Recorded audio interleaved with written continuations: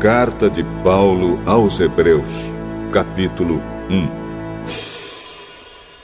Antigamente, por meio dos profetas, Deus falou muitas vezes e de muitas maneiras aos nossos antepassados. Mas nestes últimos tempos, Ele nos falou por meio do seu Filho. Foi Ele quem Deus escolheu para possuir todas as coisas, e foi por meio dele que Deus criou o universo.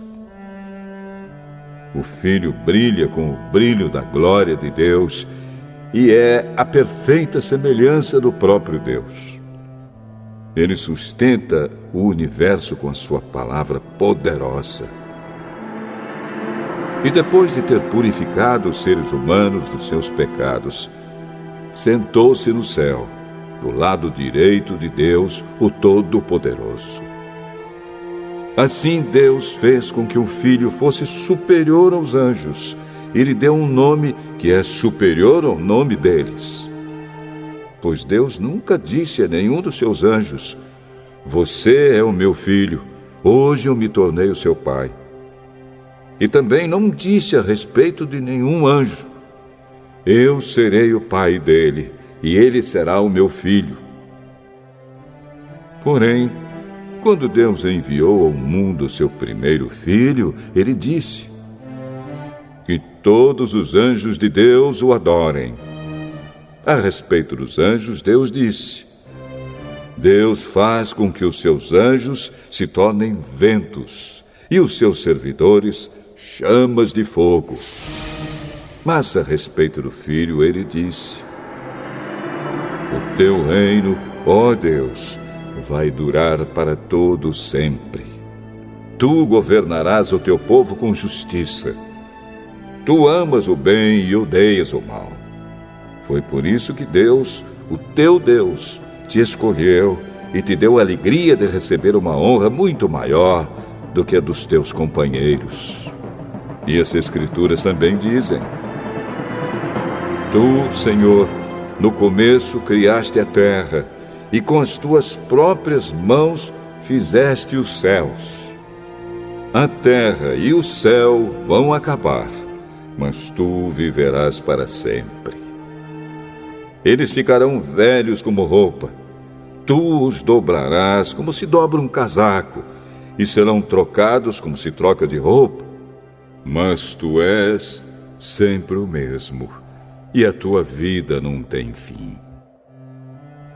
Deus nunca disse a nenhum dos seus anjos: "Sente-se do meu lado direito, até que eu ponha os seus inimigos como estrado debaixo dos seus pés." Então, o que são os anjos? Todos eles são espíritos que servem a Deus, os quais ele envia para ajudar os que vão receber a salvação.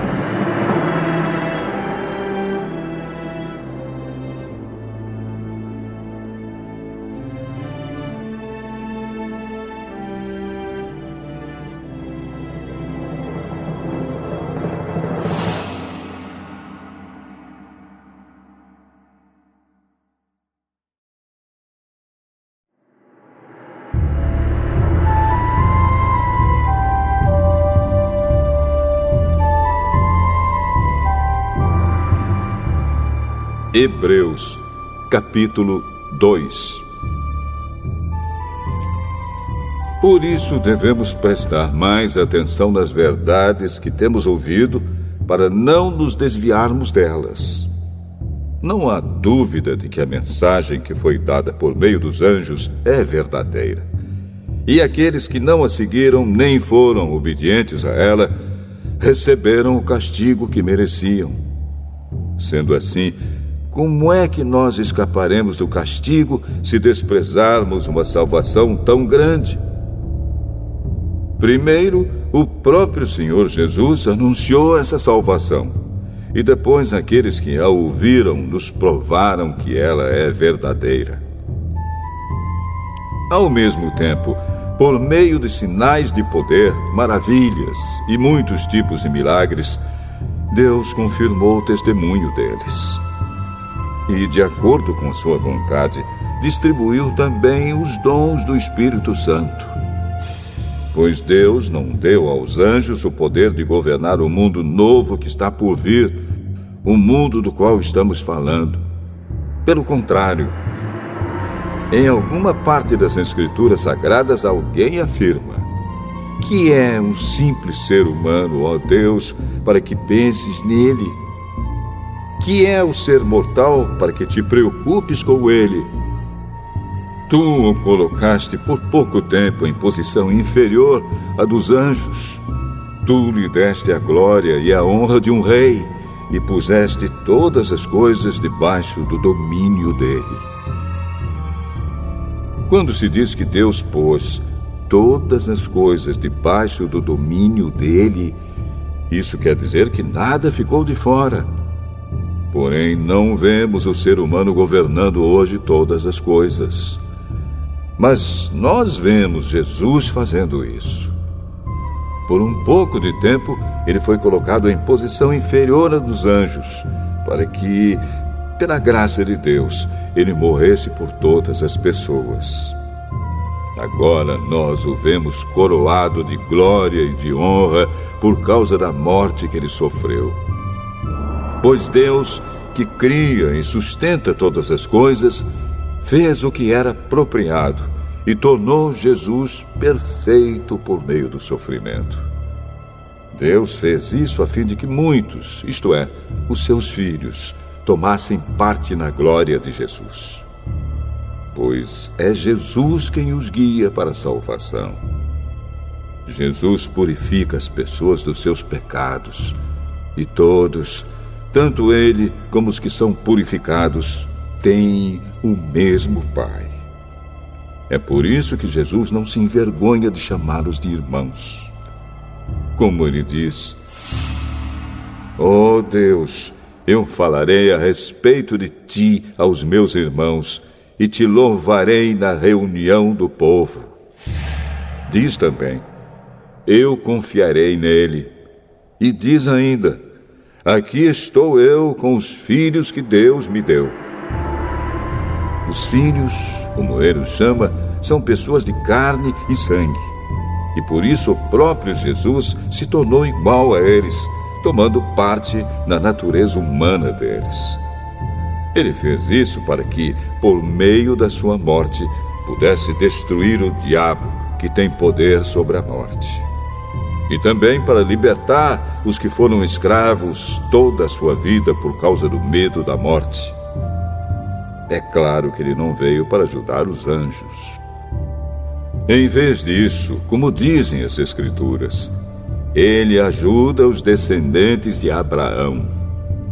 Isso quer dizer que foi preciso que Jesus se tornasse em tudo igual aos seus irmãos, a fim de ser o grande sacerdote deles, bondoso e fiel no seu serviço a Deus, para que os pecados do povo fossem perdoados. E agora Jesus pode ajudar os que são tentados, pois ele mesmo foi tentado e sofreu.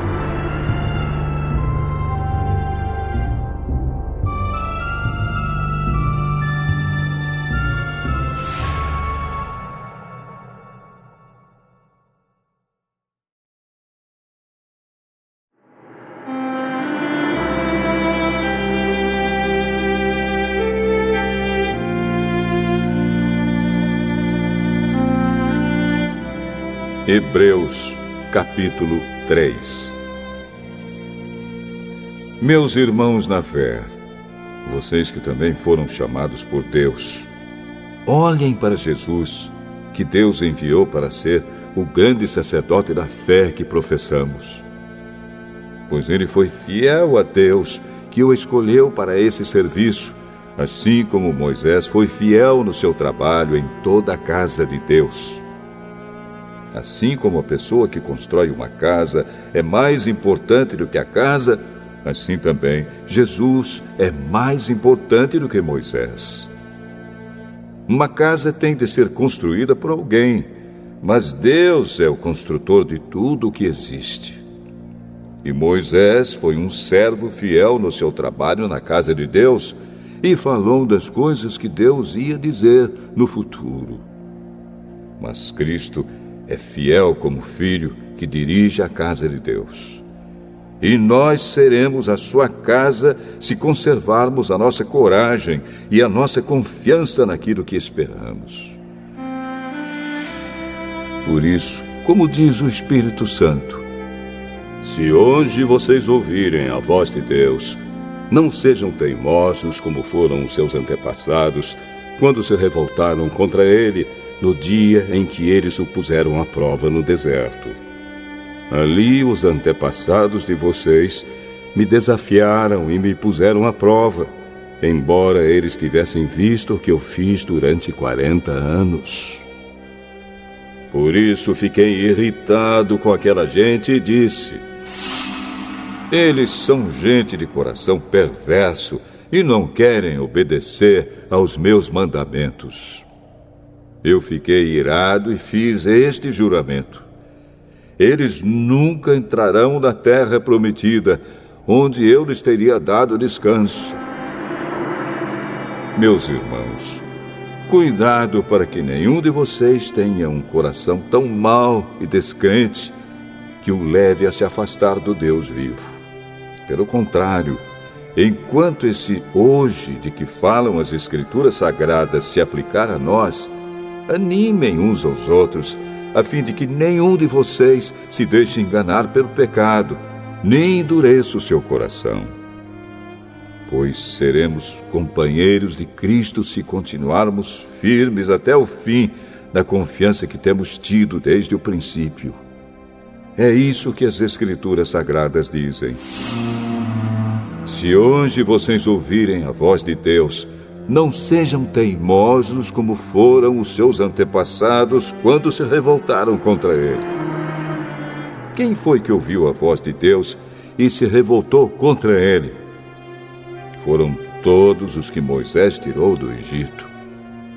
Com quem foi que Deus se irritou durante 40 anos? Foi com os que pecaram e caíram mortos no deserto. E de quem é que Deus estava falando quando fez este juramento? Eles nunca entrarão na terra prometida, onde eu lhes teria dado descanso. Ele estava falando das pessoas que se revoltaram. Portanto, vemos que elas não puderam entrar na terra prometida porque não tiveram fé.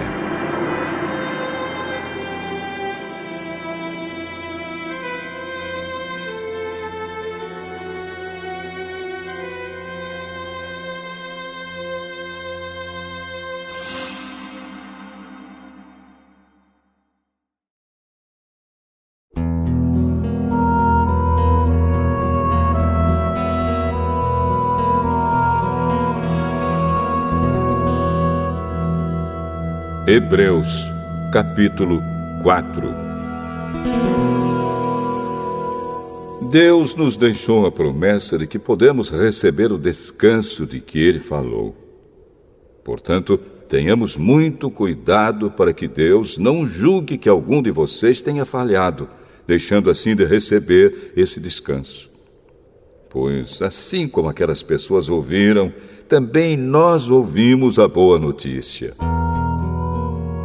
Elas ouviram a mensagem, porém, ela não lhes fez nenhum bem, porque quando a ouviram, não a receberam com fé.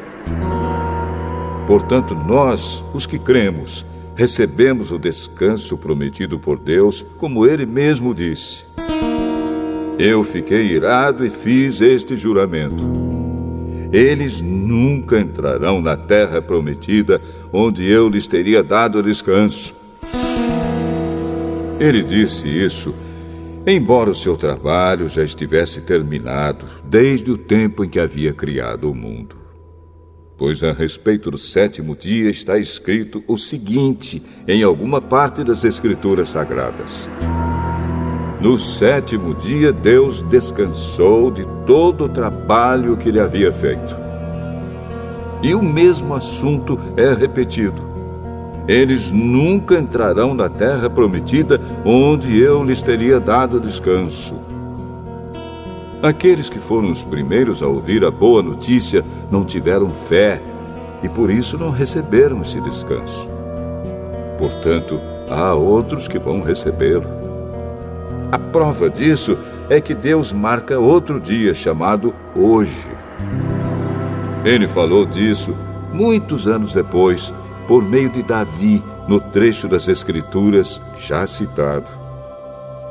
Se hoje vocês ouvirem a voz de Deus, não sejam teimosos. Se Josué tivesse dado ao povo esse descanso, Deus não teria falado mais tarde a respeito de outro dia. Assim, ainda fica para o povo de Deus um descanso, como o descanso de Deus no 7º dia. Porque quem receber o descanso que Deus prometeu, vai descansar de todos os seus trabalhos, assim como Deus descansou dos trabalhos dele. Portanto, façamos tudo para receber esse descanso, e assim nenhum de nós deixará de recebê-lo, como aconteceu com aquelas pessoas por terem se revoltado. Pois a palavra de Deus é viva e poderosa, e corta mais do que qualquer espada afiada dos dois lados. Ela vai até o lugar mais fundo da alma e do espírito, vai até o íntimo das pessoas e julga os desejos e pensamentos do coração delas. Não há nada que se possa esconder de Deus. Em toda a criação, tudo está descoberto e aberto diante dos seus olhos, e é a Ele que todos nós teremos de prestar contas. Portanto, fiquemos firmes na fé que anunciamos, pois temos um grande sacerdote poderoso, Jesus, o Filho de Deus, o qual entrou na própria presença de Deus. O nosso grande sacerdote não é como aqueles que não são capazes de compreender as nossas fraquezas. Pelo contrário, temos um grande sacerdote que foi tentado do mesmo modo que nós, mas não pecou. Por isso, tenhamos confiança e cheguemos perto do trono divino onde está a graça de Deus. Ali receberemos misericórdia e encontraremos graça sempre que precisarmos de ajuda.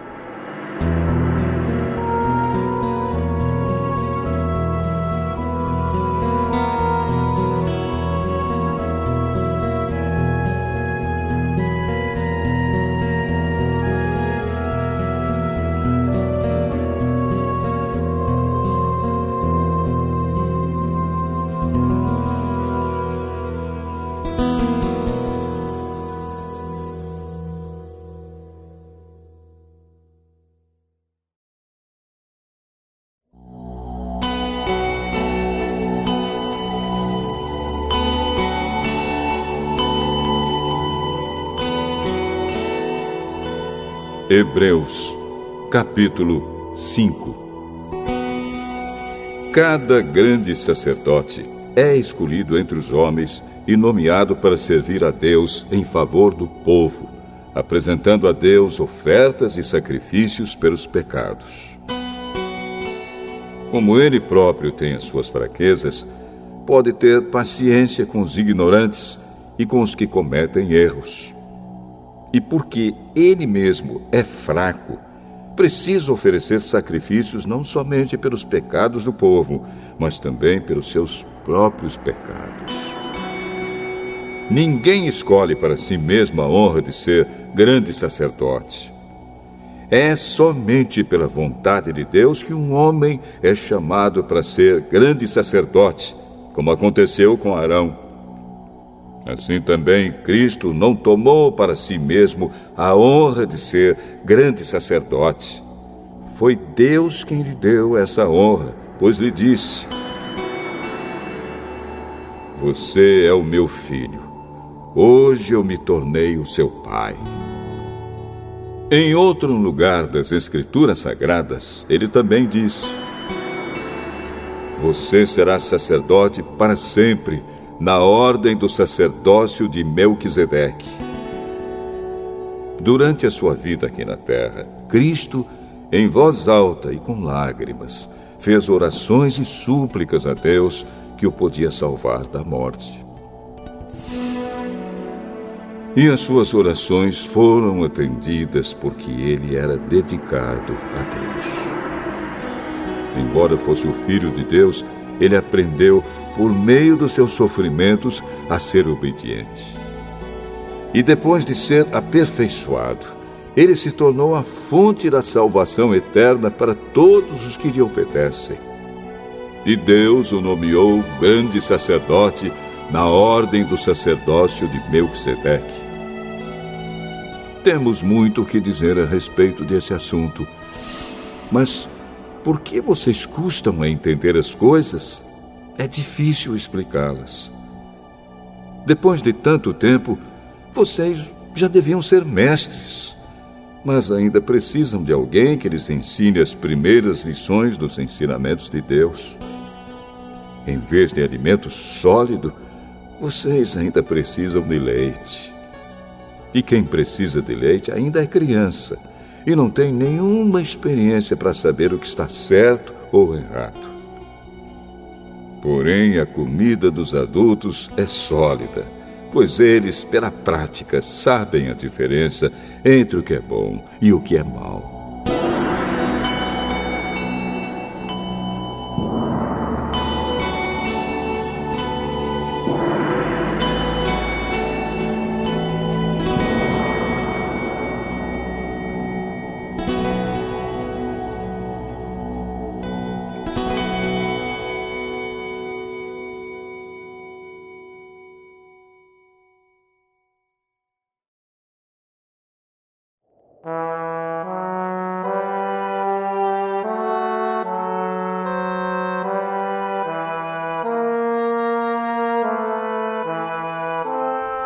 Hebreus, capítulo 6.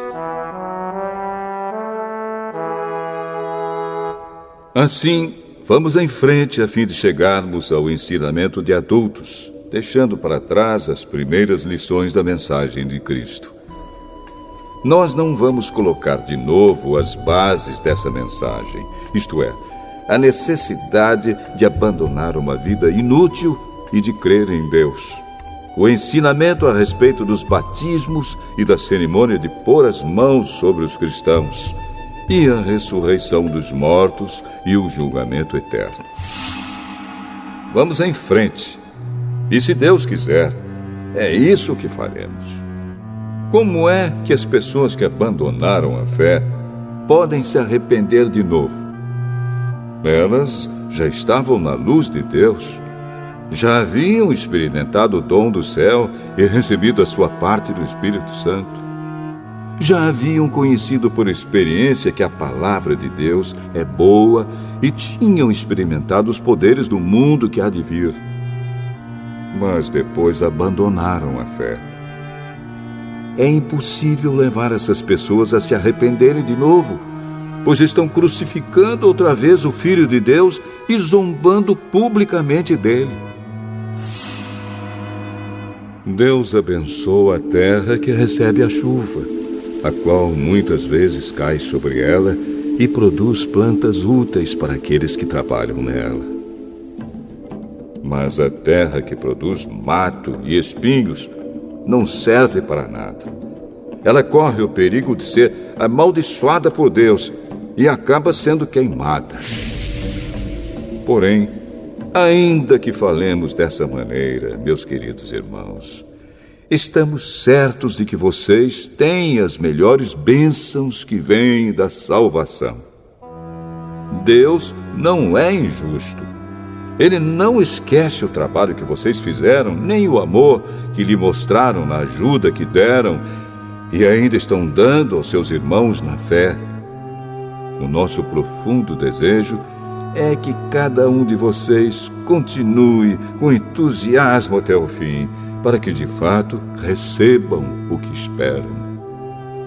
Não queremos que se tornem preguiçosos, mas que sejam como os que creem e têm paciência, para que assim recebam o que Deus prometeu. Deus fez a promessa a Abraão e jurou cumpri-la. E como não havia ninguém maior do que ele mesmo, Deus jurou pelo seu próprio nome. Ele disse a Abraão: Eu prometo que abençoarei você ricamente e lhe darei muitos descendentes. Abraão teve paciência e por isso recebeu o que Deus havia prometido. Quando alguém jura, usa o nome de uma pessoa que é maior do que ele e o juramento acaba com qualquer discussão. Deus quis deixar bem claro aos que iam receber o que ele havia prometido que jamais mudaria sua decisão. Por isso, junto com a promessa, fez o juramento. Portanto, há duas coisas que não podem ser mudadas, e a respeito delas, Deus não pode mentir. E assim nós, que encontramos segurança nele, nos sentimos muito encorajados a nos manter firmes na esperança que nos foi dada. Essa esperança mantém segura e firme a nossa vida, assim como a âncora mantém seguro o barco. Ela passa pela cortina do templo do céu e entra no lugar santíssimo celestial. Foi lá que, para o nosso bem, Jesus entrou antes de nós. E ele se tornou para sempre o grande sacerdote, na ordem do sacerdócio de Melquisedeque.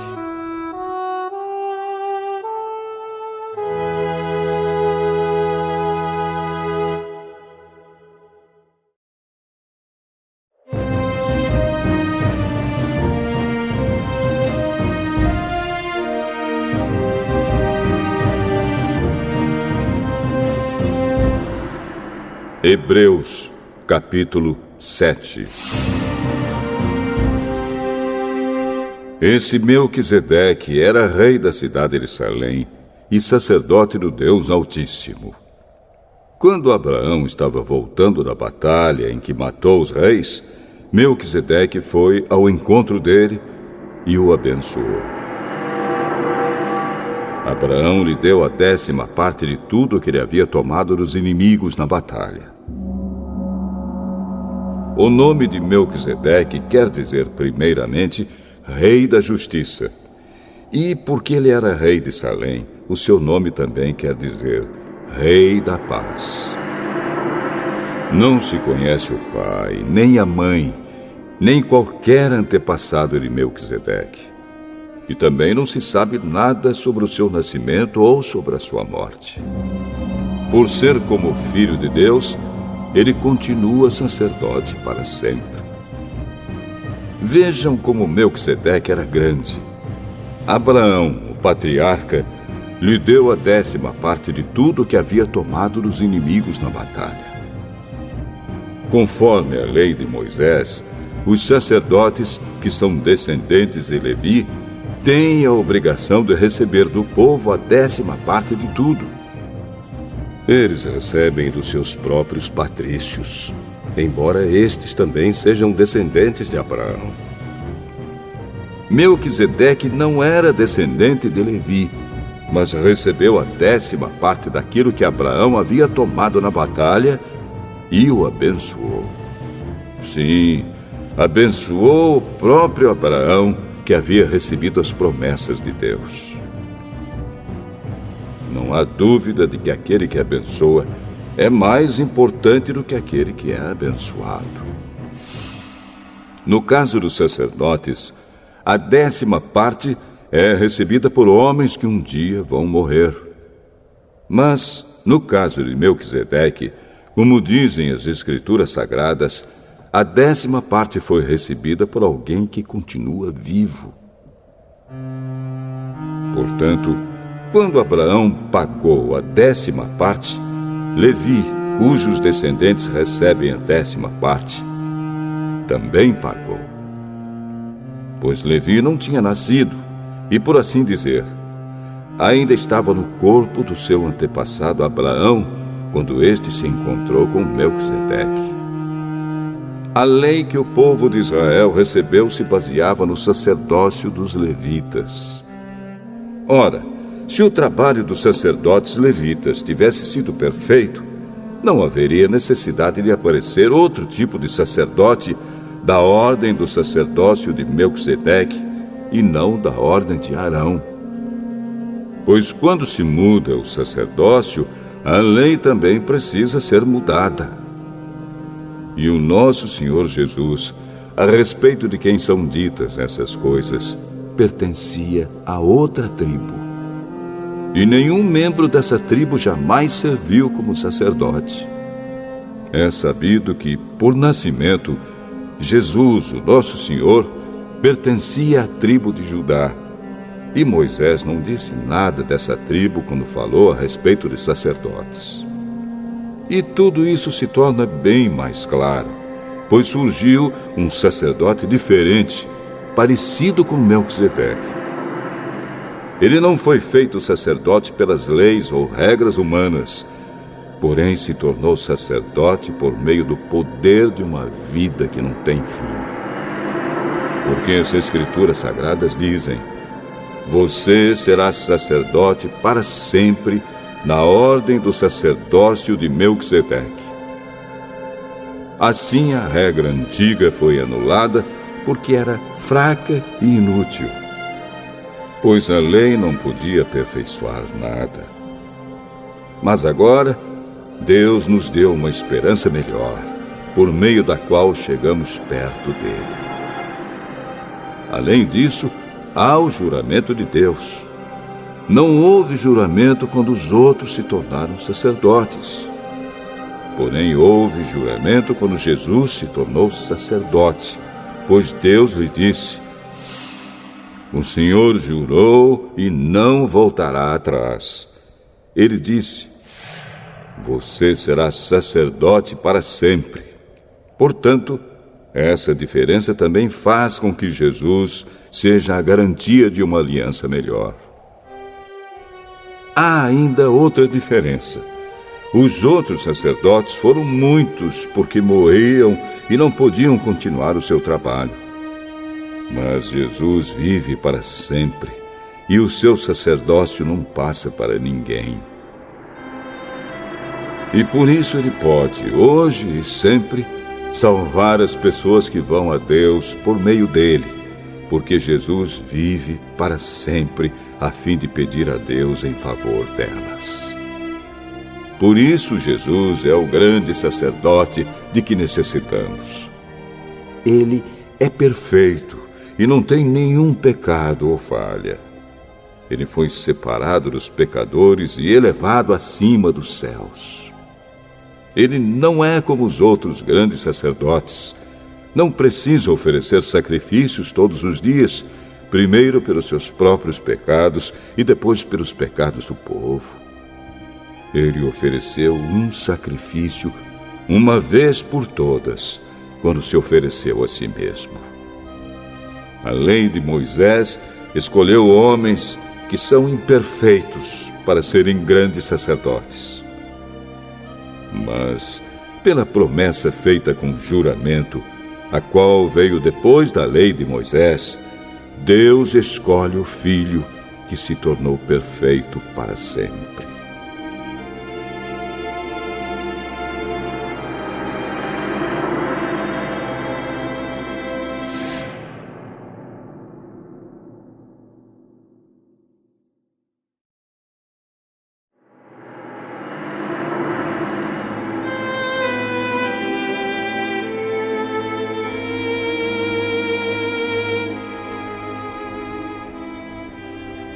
Hebreus, capítulo 8.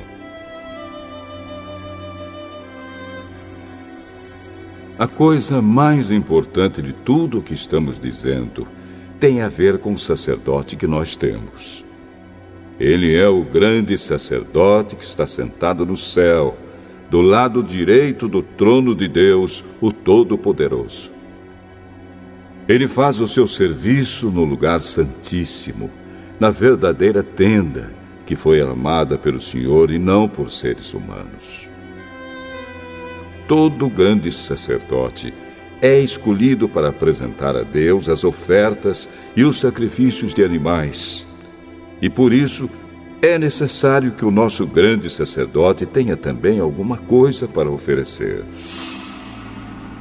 Se ele estivesse na terra, não seria sacerdote, pois existem sacerdotes que apresentam as ofertas de acordo com a lei de Moisés. O trabalho que esses sacerdotes fazem é, de fato, somente uma cópia e uma sombra do que está no céu. Foi isso que aconteceu quando Deus falou com Moisés. Quando Moisés estava para construir a tenda, Deus disse: tenha cuidado para fazer tudo de acordo com o modelo que eu lhe mostrei no monte. Mas, de fato, Jesus foi encarregado de um serviço sacerdotal que é superior ao dos sacerdotes. Pois a aliança que ele conseguiu é melhor, porque ela se baseia em promessas de coisas melhores. Pois, se a primeira aliança tivesse sido perfeita, não seria necessária uma nova aliança. Mas Deus vê que o seu povo é culpado e diz: está chegando o tempo, diz o Senhor, em que farei uma nova aliança com o povo de Israel e com o povo de Judá. Essa aliança não será como aquela que eu fiz com os antepassados deles, no dia em que os peguei pela mão e os tirei da terra do Egito. Não foram fiéis à aliança que fiz com eles, e por isso, diz o Senhor, eu os desprezei. Quando esse tempo chegar, diz o Senhor, farei com o povo de Israel esta aliança. Eu porei as minhas leis na mente deles e no coração deles as escreverei. Eu serei o Deus deles e eles serão o meu povo. Ninguém vai precisar ensinar o seu patrício nem o seu parente, dizendo: procure conhecer o Senhor, porque todos me conhecerão, tanto as pessoas mais humildes como as mais importantes. Pois eu perdoarei os seus pecados e nunca mais lembrarei das suas maldades. E, quando Deus fala da nova aliança, é porque ele já tornou velha a primeira. E o que está ficando velho e gasto vai desaparecer logo.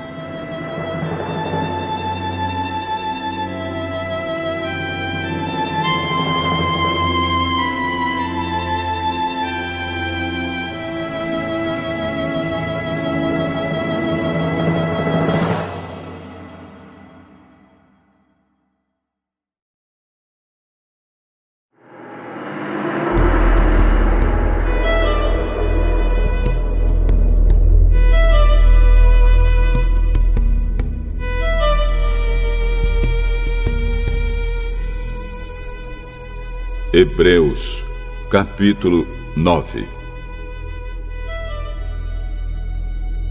A primeira aliança tinha leis sobre adoração e tinha também um santuário construído por seres humanos onde se adorava a Deus.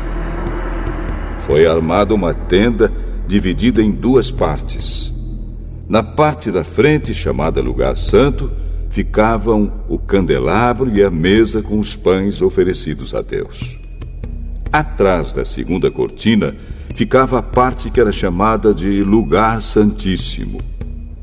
Ali estava colocado o altar de ouro, onde era queimado o incenso, e também estava colocada a arca da aliança, toda coberta de ouro.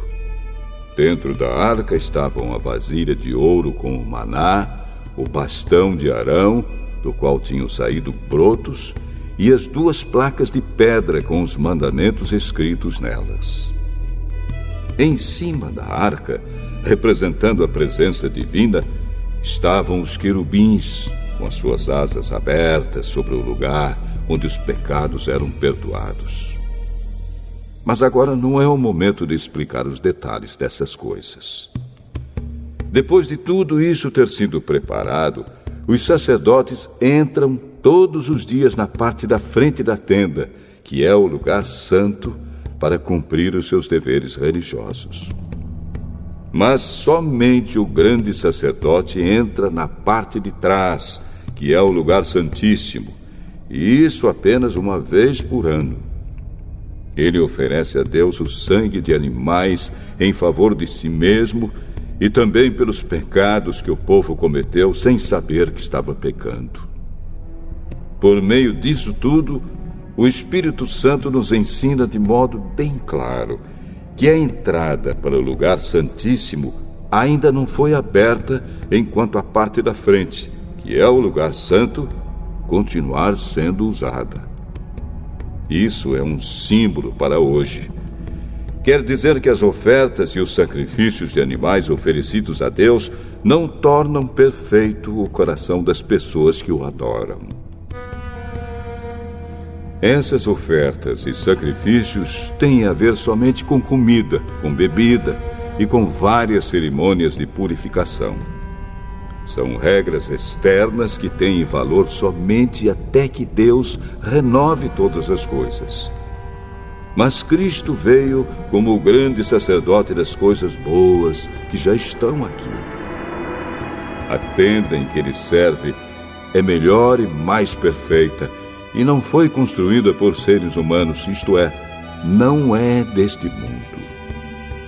Quando Cristo veio e entrou uma vez por todas no lugar santíssimo, ele não levou consigo sangue de bodes ou de bezerros para oferecer como sacrifício. Pelo contrário, ele ofereceu o seu próprio sangue e conseguiu para nós a salvação eterna. O sangue de bodes e de touros e as cinzas da bezerra queimada são espalhados sobre as pessoas impuras e elas ficam purificadas por fora. Se isso é assim, imagine então quanto maior ainda é o poder do sangue de Cristo. Por meio do Espírito Eterno, ele se ofereceu a si mesmo a Deus como sacrifício sem defeito. E o seu sangue nos purifica por dentro, tirando as nossas culpas. Assim podemos servir ao Deus vivo, pois já não praticamos cerimônias que não valem nada. Portanto, é Cristo quem consegue fazer uma nova aliança, para que os que foram chamados por Deus possam receber as bênçãos eternas que o próprio Deus prometeu. Isso pode ser feito porque houve uma morte que livrou as pessoas dos pecados que praticaram enquanto a primeira aliança estava em vigor. Onde há um testamento, é necessário provar que a pessoa que o fez já morreu. Pois o testamento não vale nada enquanto estiver vivo quem o fez. Só depois da morte dessa pessoa é que o testamento tem valor. É por isso que a primeira aliança entrou em vigor somente com o uso do sangue de animais. Em primeiro lugar, Moisés anunciou ao povo todos os mandamentos conforme estavam na lei. Depois pegou o sangue dos bezerros e dos bodes, misturou com água e borrifou o livro da lei e todo o povo, usando lã tingida de vermelho e hisopo. Então disse: Este é o sangue que sela a aliança que Deus mandou vocês obedecerem. Da mesma forma, Moisés também borrifou sangue sobre a tenda e sobre todos os objetos usados na adoração. De fato, de acordo com a lei, quase tudo é purificado com sangue. E não havendo derramamento de sangue, não há perdão de pecados. Essas coisas, que eram cópias das realidades celestiais, deviam ser purificadas desse modo. Mas as próprias coisas celestiais exigem sacrifícios bem melhores. Cristo não entrou num lugar santo feito por seres humanos, que é a cópia do verdadeiro lugar. Ele entrou no próprio céu, onde agora aparece na presença de Deus para pedir em nosso favor. O grande sacerdote entra todos os anos no lugar santíssimo, levando consigo o sangue de um animal. Porém, Cristo não entrou para se oferecer muitas vezes. Se fosse assim, ele teria de sofrer muitas vezes desde a criação do mundo. Pelo contrário, uma vez por todas ele apareceu agora, quando os tempos estão chegando ao fim, para tirar os pecados por meio do sacrifício de si mesmo. Cada pessoa tem de morrer uma vez só e depois ser julgada por Deus. Assim também Cristo foi oferecido uma só vez em sacrifício para tirar os pecados de muitas pessoas. Depois ele aparecerá pela segunda vez, não para tirar pecados, mas para salvar as pessoas que estão esperando por ele.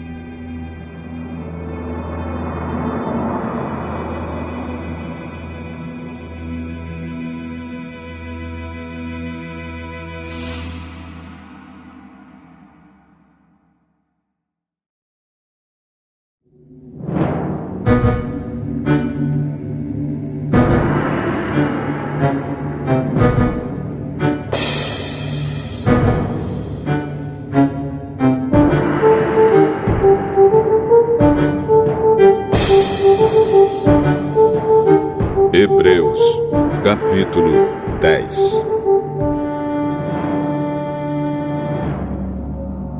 A lei dada por Moisés não é um modelo completo e fiel das coisas verdadeiras. É apenas uma sombra das coisas boas que estão para vir. Os mesmos sacrifícios são oferecidos sempre, ano após ano. Portanto, como pode a lei, por meio desses sacrifícios, aperfeiçoar as pessoas que chegam perto de Deus? Se as pessoas que adoram a Deus tivessem sido purificadas dos seus pecados, não se sentiriam mais culpadas de nenhum pecado e todos os sacrifícios terminariam. Em vez disso, esses sacrifícios, realizados ano após ano, servem para fazer com que as pessoas lembrem dos seus pecados. Pois o sangue de touros e de bodes não pode, de modo nenhum, tirar os pecados de ninguém. Por isso, Cristo, ao entrar no mundo, disse: Tu, ó Deus, não queres animais oferecidos em sacrifícios, nem ofertas de cereais, mas preparaste um corpo para mim. Não te agradam as ofertas de animais queimados inteiros no altar, nem os sacrifícios oferecidos para tirar pecados. Então eu disse: Estou aqui, ó Deus. Venho fazer a tua vontade, assim como está escrito a meu respeito no livro da lei. Primeiro ele disse: Tu não queres sacrifícios ou ofertas de animais, e não te agradam as ofertas dos animais queimados inteiros no altar, nem os sacrifícios oferecidos para tirar pecados. Ele disse isso embora todos os sacrifícios sejam oferecidos de acordo com a lei. Depois ele disse: Estou aqui, ó Deus, para fazer a tua vontade. Assim Deus acabou com todos os antigos sacrifícios e pôs no lugar deles o sacrifício de Cristo. E porque Jesus Cristo fez o que Deus quis, nós somos purificados do pecado pela oferta que ele fez, uma vez por todas, do seu próprio corpo. Todo sacerdote judeu cumpre todos os dias os seus deveres religiosos e oferece muitas vezes os mesmos sacrifícios, mas estes nunca poderão tirar pecados.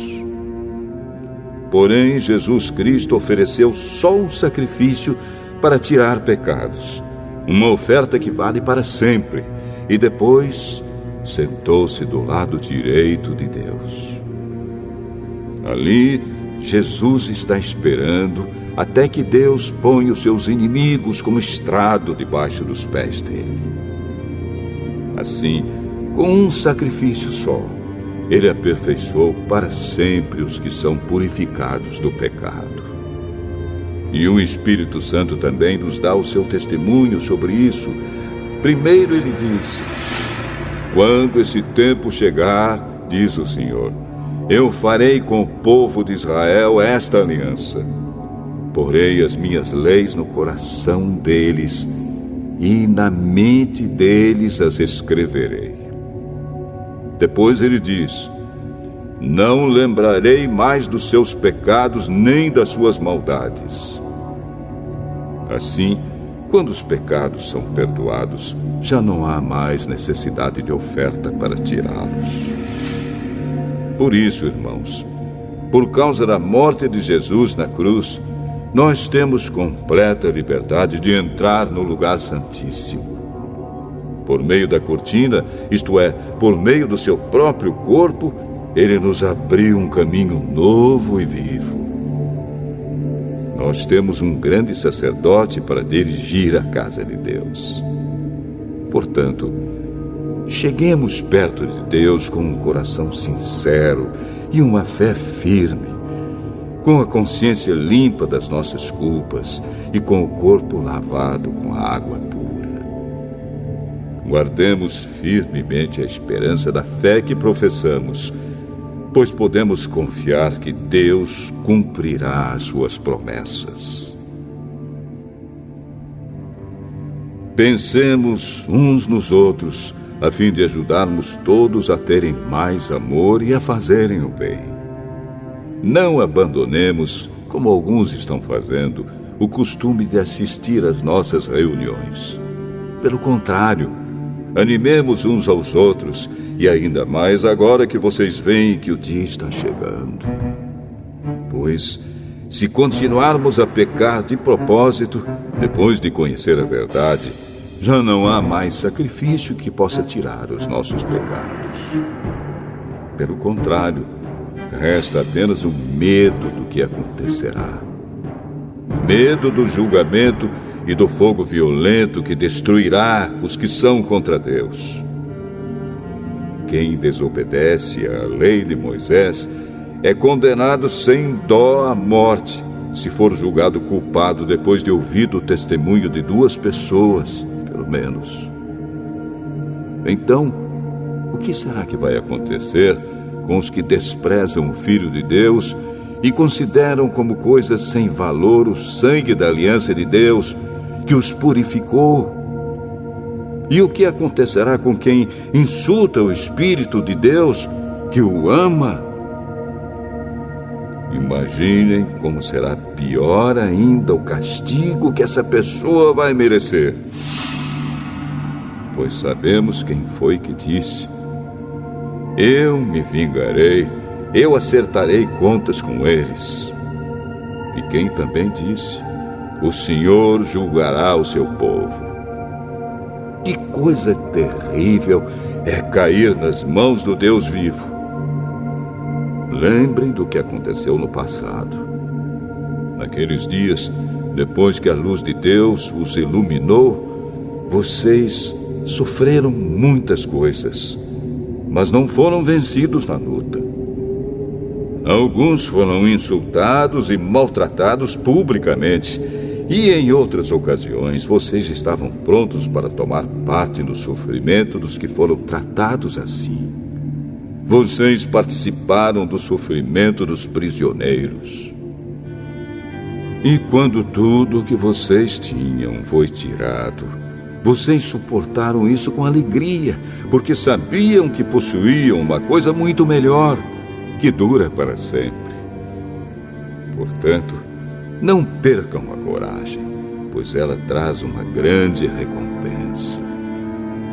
Vocês precisam ter paciência para poder fazer a vontade de Deus e receber o que Ele promete.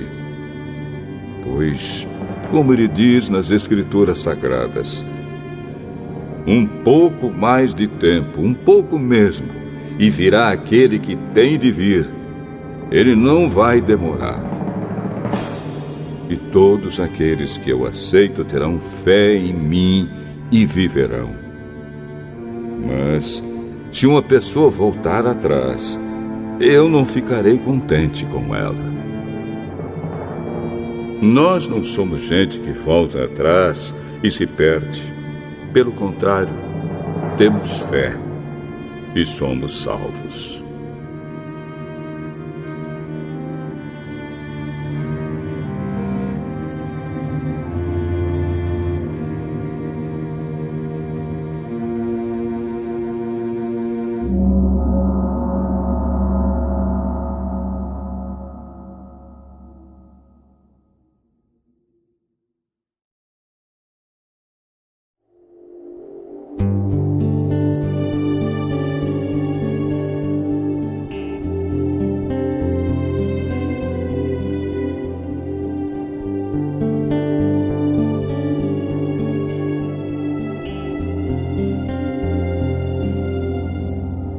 Hebreus, capítulo 11.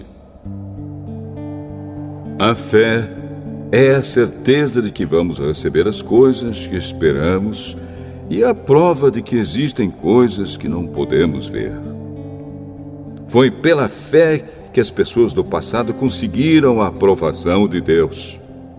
É pela fé que entendemos que o universo foi criado pela palavra de Deus e que aquilo que pode ser visto foi feito daquilo que não se vê.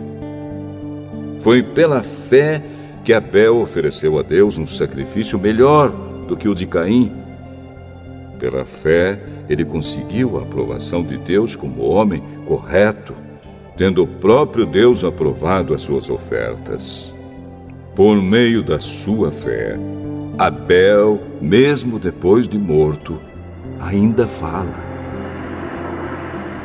Foi pela fé que Enoque escapou da morte. Ele foi levado para Deus e ninguém o encontrou, porque Deus mesmo o havia levado. As Escrituras Sagradas dizem que antes disso ele já havia agradado a Deus. Sem fé, ninguém pode agradar a Deus, porque quem vai a Ele precisa crer que Ele existe e que recompensa os que procuram conhecer o melhor. Foi pela fé que Noé ouviu os avisos de Deus sobre as coisas que iam acontecer e que não podiam ser vistas. Noé obedeceu a Deus e construiu uma barca em que ele e a sua família foram salvos. Assim Noé condenou o mundo e recebeu de Deus a aprovação que vem por meio da fé. Foi pela fé que Abraão, ao ser chamado por Deus, obedeceu e saiu para uma terra que Deus lhe prometeu dar. Ele deixou o seu próprio país sem saber para onde ia.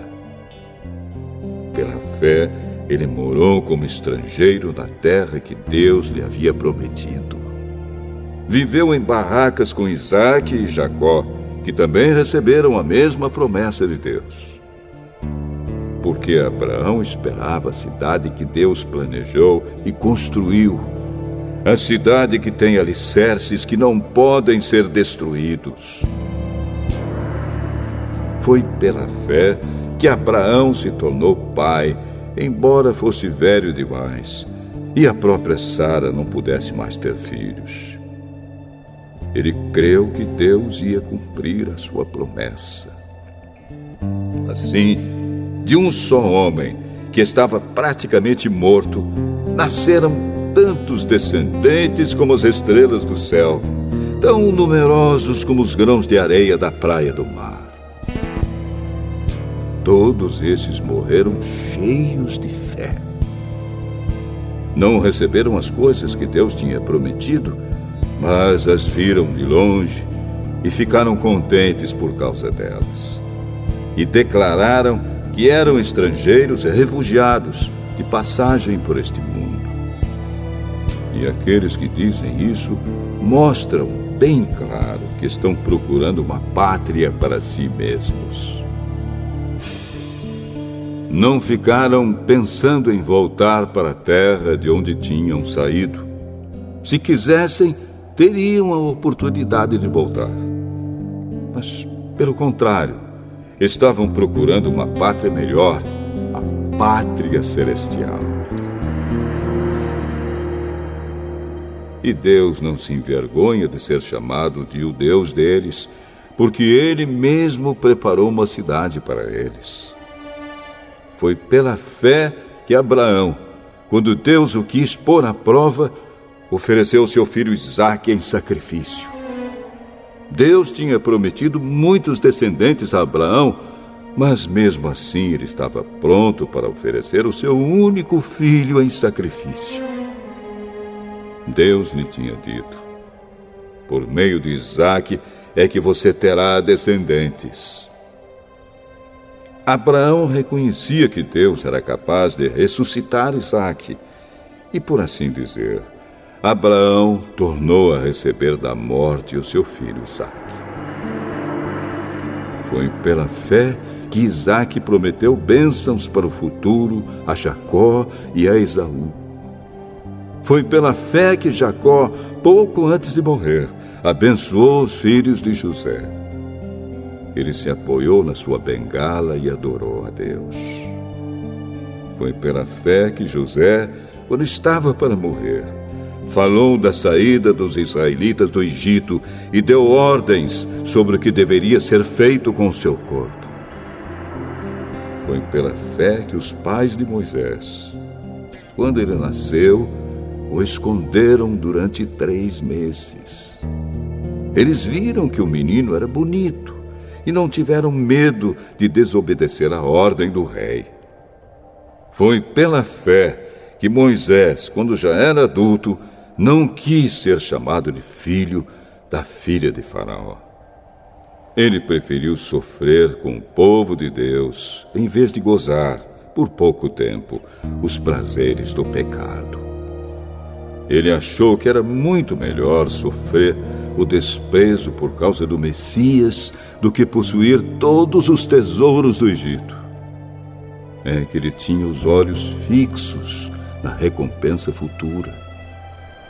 Foi pela fé que Moisés saiu do Egito, sem ter medo da raiva do rei, e continuou firme, como se estivesse vendo o Deus invisível. Pela fé, Moisés começou o costume de celebrar a Páscoa e mandou marcar com sangue as portas das casas dos israelitas para que o anjo da morte não matasse os filhos mais velhos deles. Foi pela fé que os israelitas atravessaram o Mar Vermelho como se fosse terra seca. E quando os egípcios tentaram atravessar, o mar os engoliu. Foi pela fé que caíram as muralhas de Jericó, depois que os israelitas marcharam em volta delas durante 7 dias. Foi pela fé que Raabe, a prostituta, não morreu com os que tinham desobedecido a Deus, pois ela havia recebido bem os espiões israelitas. O que mais posso dizer? O tempo é pouco para falar de Gideão, de Baraque, de Sansão, de Jefté, de Davi, de Samuel e dos profetas. Pela fé, eles lutaram contra nações inteiras e venceram. Fizeram o que era correto e receberam o que Deus lhes havia prometido. Fecharam a boca de leões, apagaram incêndios terríveis e escaparam de serem mortos à espada. Eram fracos, mas se tornaram fortes. Foram poderosos na guerra e venceram exércitos estrangeiros. Pela fé, mulheres receberam de volta os seus mortos, que ressuscitaram. Outros foram torturados até a morte. Eles recusaram ser postos em liberdade a fim de ressuscitar para uma vida melhor. Alguns foram insultados e surrados, e outros acorrentados e jogados na cadeia. Outros foram mortos a pedradas, outros cerrados pelo meio, e outros mortos à espada. Andaram de um lado para outro vestidos de peles de ovelhas e de cabras. Eram pobres, perseguidos e maltratados. Andaram como refugiados pelos desertos e montes, vivendo em cavernas e em buracos na terra. O mundo não era digno deles. Porque creram, todas essas pessoas foram aprovadas por Deus, mas não receberam o que ele havia prometido. Pois Deus tinha preparado um plano ainda melhor para nós, a fim de que somente conosco elas fossem aperfeiçoadas.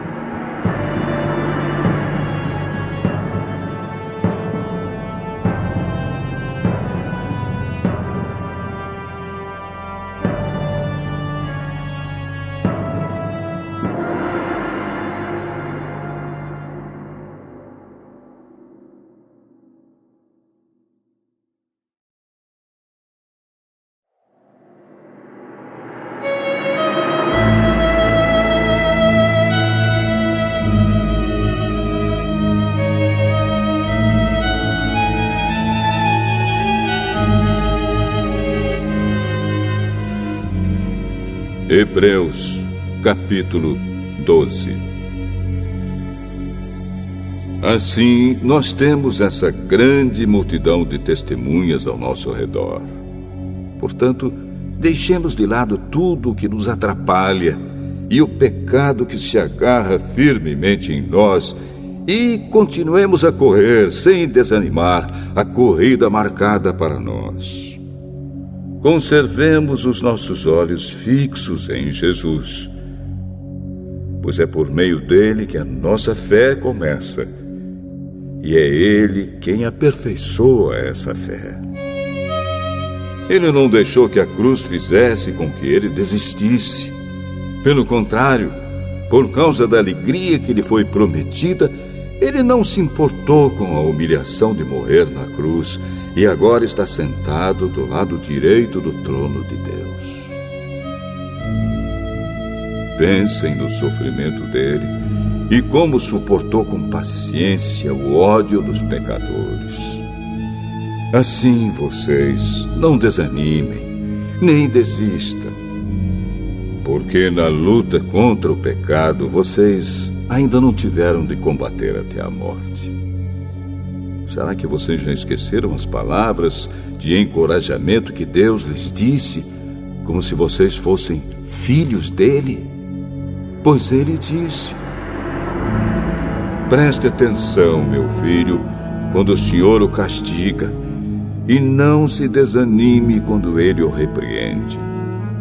Pois o Senhor corrige quem ele ama e castiga quem ele aceita como filho.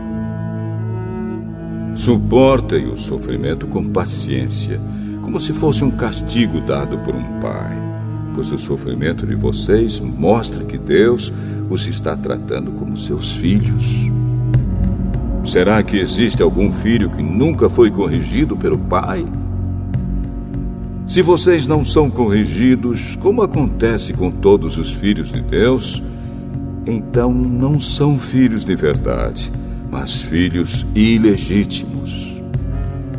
No caso dos nossos pais humanos, eles nos corrigiam e nós os respeitávamos. Então devemos obedecer muito mais ainda ao nosso Pai Celestial, e assim viveremos. Os nossos pais humanos nos corrigiam durante pouco tempo, pois achavam que isso era certo. Mas Deus nos corrige para o nosso próprio bem, para que participemos da sua santidade. Quando somos corrigidos, isso no momento nos parece motivo de tristeza e não de alegria. Porém, mais tarde, os que foram corrigidos recebem como recompensa uma vida correta e de paz. Portanto, levantem as suas mãos cansadas e fortaleçam os seus joelhos enfraquecidos. Andem por caminhos aplanados, para que o pé aleijado não manque, mas seja curado. Procurem ter paz com todos e se esforcem para viver uma vida completamente dedicada ao Senhor, pois sem isso ninguém o verá. Tomem cuidado para que ninguém abandone a graça de Deus. Cuidado para que ninguém se torne como uma planta amarga que cresce e prejudica muita gente com o seu veneno.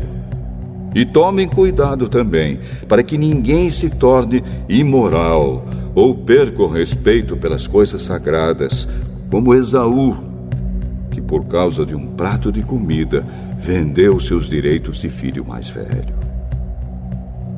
Como vocês sabem, depois ele quis receber a bênção do seu pai, mas foi rejeitado porque não encontrou um modo de mudar o que havia feito, embora procurasse fazer isso até mesmo com lágrimas.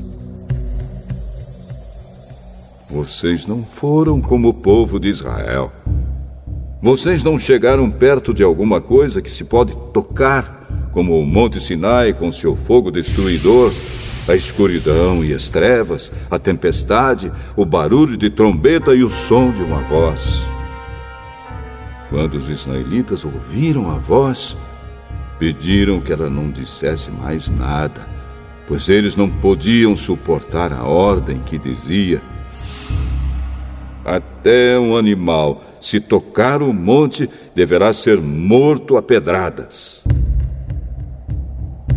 O que estavam vendo era tão terrível que Moisés disse: estou tremendo de medo. Pelo contrário, vocês chegaram ao Monte Sião e à cidade do Deus vivo, a Jerusalém celestial com seus milhares de anjos. Vocês chegaram à reunião alegre dos filhos mais velhos de Deus, isto é, daqueles que têm o nome deles escrito no céu. Vocês chegaram até Deus, que é o juiz de todos, e chegaram também aos espíritos dos que são corretos e que foram aperfeiçoados. Vocês chegaram até Jesus, que fez a nova aliança e que borrifou o sangue que fala de coisas muito melhores do que o sangue de Abel. Portanto, tenham cuidado e não recusem ouvir aquele que fala. Aqueles que recusaram ouvir a pessoa que entregou a mensagem divina na terra não puderam escapar. Por isso, muito menos escaparemos nós se rejeitarmos aquele que lá do céu nos fala. Naquele tempo, a voz de Deus fez com que a terra estremecesse. Mas agora ele prometeu isto: mais uma vez farei com que trema não somente a terra, mas também o céu. As palavras "mais uma vez" mostram bem que as coisas criadas serão abaladas e mudadas, para que as que não podem ser abaladas continuem como estão. Por isso, sejamos agradecidos, pois já recebemos um reino que não pode ser abalado.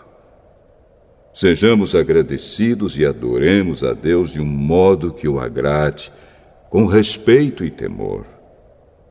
Porque, na verdade, o nosso Deus é um fogo destruidor.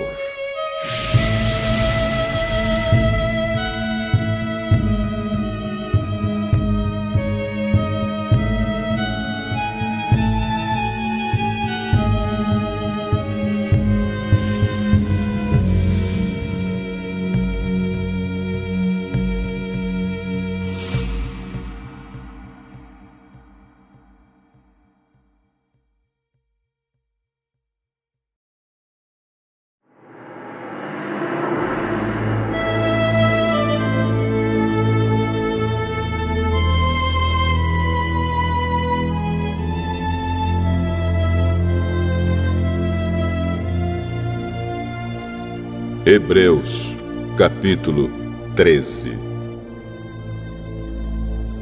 Continuem a amar uns aos outros como irmãos em Cristo.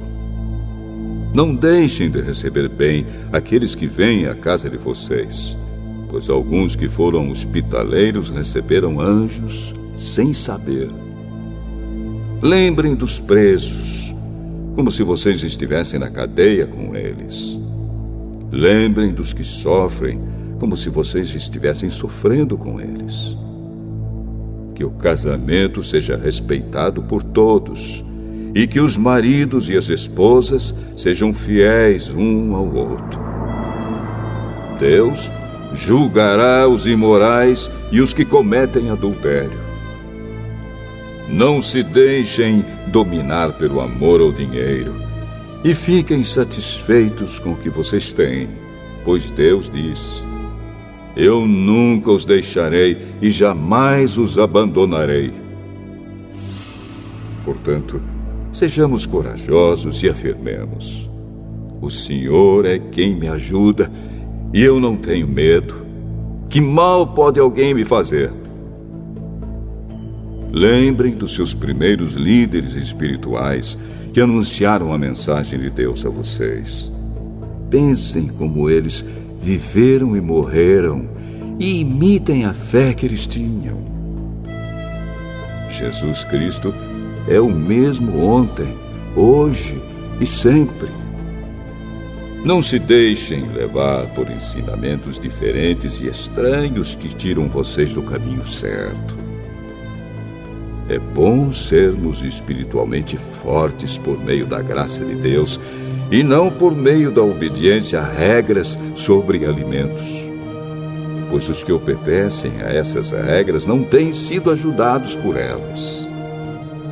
Os sacerdotes que servem no templo não têm o direito de comer do sacrifício que é oferecido sobre o nosso altar. O grande sacerdote leva o sangue de animais para dentro do lugar santíssimo, a fim de oferecê-lo como sacrifício pelos pecados. Mas os corpos dos animais são queimados fora do acampamento. Por isso, Jesus também morreu fora da cidade de Jerusalém para, com o seu próprio sangue, purificar o povo dos seus pecados. Portanto, vamos para perto de Jesus, fora do acampamento, e soframos a mesma desonra que ele sofreu. Porque neste mundo não temos nenhuma cidade que dure para sempre. Pelo contrário, procuramos a cidade que virá depois. Por isso, por meio de Jesus Cristo, ofereçamos sempre louvor a Deus. Esse louvor é o sacrifício que apresentamos, a oferta que é dada por lábios que confessam a sua fé nele. Não deixem de fazer o bem e de ajudar uns aos outros, pois são esses os sacrifícios que agradam a Deus. Obedeçam aos seus líderes e sigam as suas ordens, pois eles cuidam sempre das necessidades espirituais de vocês, porque sabem que vão prestar contas disso a Deus. Se vocês obedecerem, eles farão o trabalho com alegria. Mas, se vocês não obedecerem, eles trabalharão com tristeza. E isso não ajudará vocês em nada. Continuem a orar por nós. Temos certeza de que a nossa consciência está limpa, pois sempre queremos fazer o que é correto. E peço a vocês, de modo todo especial, que orem para que Deus me mande de volta a vocês o mais depressa possível. Deus ressuscitou nosso Senhor Jesus, que por causa da sua morte na cruz, é o grande pastor do rebanho. E é por meio do sangue de Jesus que a aliança eterna é selada. Que o Deus de paz lhes dê tudo de bom que vocês precisam para fazer a sua vontade. E que Ele, por meio de Jesus Cristo, faça em nós tudo o que lhe agrada. E a Cristo seja dada a glória para todos sempre. Amém. Meus irmãos, peço que escutem com paciência essas palavras de ânimo, pois esta carta que escrevi não é muito longa. Quero que saibam que o nosso irmão Timóteo já saiu da cadeia. Se ele vier logo, eu o levarei comigo quando for ver vocês. Saudações a todos os líderes da igreja daí e a todo o povo de Deus. Os irmãos da Itália também mandam saudações a vocês. Que a graça de Deus esteja com todos vocês.